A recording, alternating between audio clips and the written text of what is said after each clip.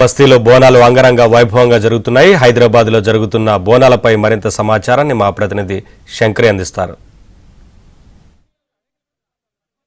లాల్ దర్వాజా సింహవాహిని మహంకాళి అమ్మవారి టెంపుల్ దగ్గర ఉన్నాను. ఇక్కడైతే బోనాల జాతర అనేది అంగరంగ వైభవంగా కన్నుల పండుగ జరుగుతుందని చెప్పాలి. ఉదయం 4 గంటల నుంచే పెద్ద ఎత్తున భక్తులు వస్తున్నారు.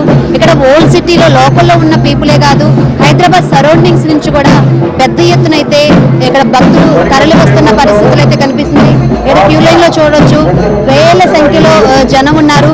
ప్రతి ఇయర్ కన్నా కానీ ఈ ఇయర్ ఇంకా ఎక్కువ మంది భక్తులు వచ్చే అవకాశం ఉన్నందున ఇక్కడ అన్ని రకాల ఏర్పాట్లు చేశారు.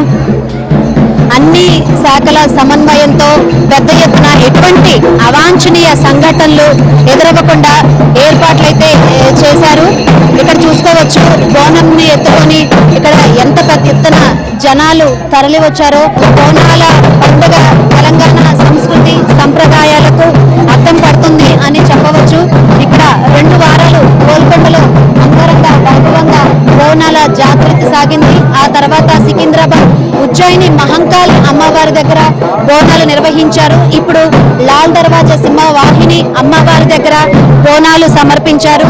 ఇక నెక్స్ట్ కూడా మళ్ళీ నెక్స్ట్ వీక్ గోల్కొండతో బోనాలు చేసి ఇంకా అంతటితో బోనాల జాతర అయితే పరిసమాప్తం అవుతుంది. ఇక్కడ కొంతమంది భక్తులు బోనం ఎత్తుకొని వస్తున్నారు. ఎక్కడి నుంచి వస్తున్నారమ్మా? నాకు ప్రతి సంవత్సరం వస్తారా? ప్రతి సంవత్సరం వస్తాం. ఎలా అనిపిస్తుంది ఇక్కడ? చాలా బాగుంటుంది. బోనము అంటే భోజనము అంటారు. అమ్మవారికి నైవేద్యంగా ఏమేమి సమర్పిస్తున్నారు? అంటే బెల్లంది పరమాన్నము, తీయపప్పు, పచ్చి పులుసు, ఆకుకూర. ఎన్ని సంవత్సరాల నుంచి ఇక్కడ అమ్మవారిని దర్శించుకుంటున్నారు? మేము 40 years. 40 years నుంచి. ఇక్కడ చూడొచ్చు, భక్తులు పెద్ద ఎత్తున తరలి వస్తున్నారు. వచ్చిన భక్తులు కూడా చెప్తున్నారు 40 సంవత్సరాల నుంచి ఇక్కడ అమ్మవారిని దర్శించుకుంటున్నామని చెప్తున్నారు. ఇక్కడ అమ్మవారి చరిత్ర గనక చూసుకుంటే దగ్గరగా 120 సంవత్సరాల చరిత్ర ఉందని కూడా చెబుతున్నారు. ఆలయ చరిత్ర గనక ఒకసారి చూసుకుంటే ఇక్కడ నవాబుల కాలంలో నుంచే ఇక్కడ బోనాలు సమర్పించడం ఆనవాయితీగా వస్తుంది.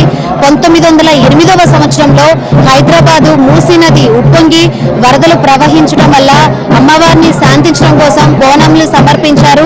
ఆ టైంలో నవాబు పరిపాలిస్తున్నారు కాబట్టి నవాబు అడిగితే నవాబు బంగారు చాటలో మేలిమి ముత్యాలు, అదేవిధంగా అమ్మవారికి పసుపు, కుంకుమ, పట్టు చీర అమ్మవారికి సమర్పించారు. ఆ తర్వాత వరదలు శాంతించాయి. అప్పటి నుంచే ఈ అమ్మవారికి బోనాలు సమర్పించడం ఆనవాయితీగా వస్తుందని కూడా తెలుస్తుంది. అంటే 1908 నుంచి ఇప్పటి వరకు అంటే 120 సంవత్సరాల చరిత్ర ఉంది. ఈవినింగ్ వచ్చేసరికి జనాలు ఇంకా ఎక్కువ వస్తారని ఆలయ నిర్వాహకులు కూడా చెప్తున్నారు. ఇక విఐపి ఫ్లోటింగ్ విషయానికి వస్తే గనక విఐపిల ఫ్లోటింగ్ కూడా ఈ సంవత్సరం ఎక్కువగా ఉందని చెప్పవచ్చు.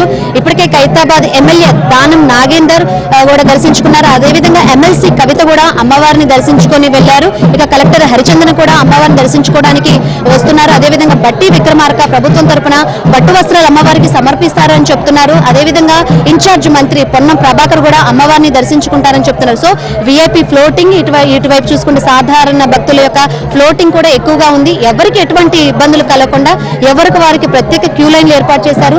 సాధారణ భక్తులకు ఒక క్యూ లైన్, అదేవిధంగా బోనాలు ఎత్తుకొని వచ్చిన వారికి మరొక క్యూ లైన్, విఐపీలకు కూడా వేరే క్యూ లైన్లు ఏర్పరిచి ఎటువంటి ఎవరికి ఇబ్బందులు కలగకుండా అన్ని ఏర్పాట్లు చేశారు. సో ఎక్కడ ఎటువంటి ఇబ్బందులు కలగకుండా అన్ని బందోబస్తు ఏర్పాట్లు చేశారని చెప్పాలి. దట్టు ఇంకా మహిళలు పెద్ద ఎత్తున వస్తారు కాబట్టి, పిక్ పాకెటర్స్ ఉంటారు కాబట్టి, ఆకతాయిలు ఉంటారు కాబట్టి వాళ్ళకి ఎటువంటి ఇబ్బందులు కాకుండా షీ టీమ్స్ కూడా ఏర్పాటు చేశారు. చాలా పెద్ద ఎత్తున అంగరంగ వైభవంగా జరుగుతున్నాయని అయితే చెప్పవచ్చు.